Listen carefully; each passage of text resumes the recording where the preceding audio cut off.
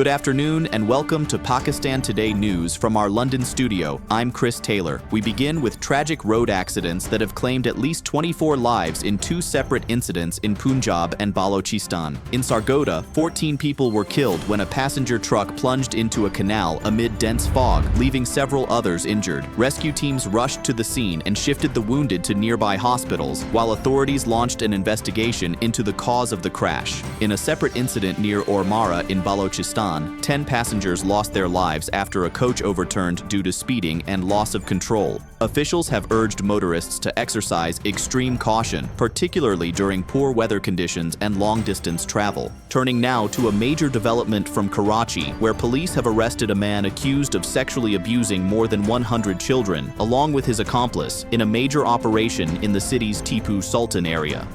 Police say the main suspect, identified as Imran, targeted boys aged 12 to 13 over several years, luring them on his motorcycle before committing the crimes near the Malir River. His alleged partner, Waqas Khan, was also detained during the raid, which followed a victim's identification and DNA matches linked to multiple old cases. Authorities say complaints were received between 2020 and 2025.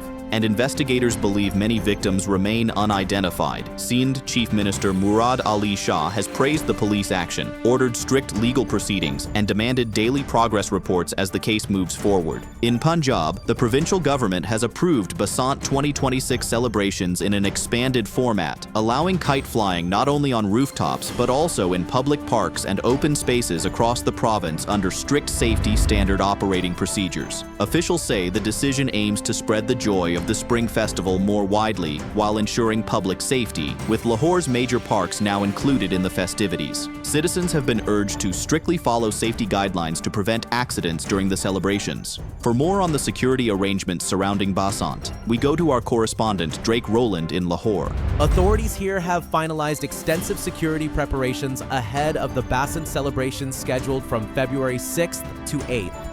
Police have submitted a detailed plan to the Lahore High Court, highlighting lessons learned from past festivals and outlining strict enforcement measures. The plan includes zoning of kite-flying areas into red, yellow, and green categories, along with drone surveillance, control rooms, and social media monitoring. Officials say the focus is on preventing dangerous practices while allowing the festival to resume safely after a 2-decade suspension. Thank you, Drake, for that update from Lahore. The security plan submitted to the Lahore High Court also calls for mandatory QR-coded registration of every kite and spool to prevent the use of hazardous strings. Glass, metallic, or chemical-coated wires have been banned, along with aerial firing, drinking, and illegal rooftop activity. Motorcycle riders entering red zones will be required to wear helmets and safety antennas, as authorities stress zero tolerance for violations. Moving on to a significant legal ruling, the Supreme Court of Pakistan has declared that pension is a constitutional right of government employees, not a voluntary benefit. A 3-judge bench overturned a previous service tribunal decision, ruling that a former civil servant was entitled to pension benefits despite applying 13 years after resignation, having completed the required 20 years of service. The court stated that a delayed application does not disqualify an eligible retiree from receiving pension under the law. The judgment reinforces the principle that pensions are earned through long and faithful service. Internationally, the Norwegian Nobel Committee has clarified that while the Nobel Peace Prize remains inseparably linked to its original recipient, the physical medal itself may be sold, donated, or gifted at the laureate's discretion. The statement followed reports that Venezuelan opposition leader Maria Corina Machado presented her medal to U.S. President Donald Trump, who accepted it.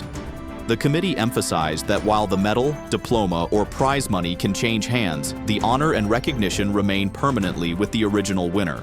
Past laureates have similarly sold or donated medals for charitable causes.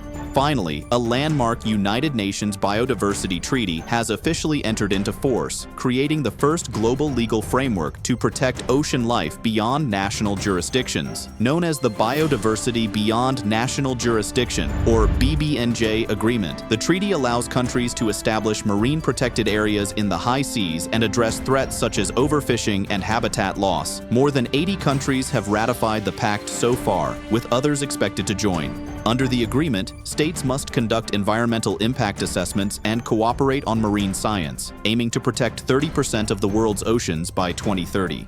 That's all for now. You're watching Pakistan Today News. I'm Chris Taylor.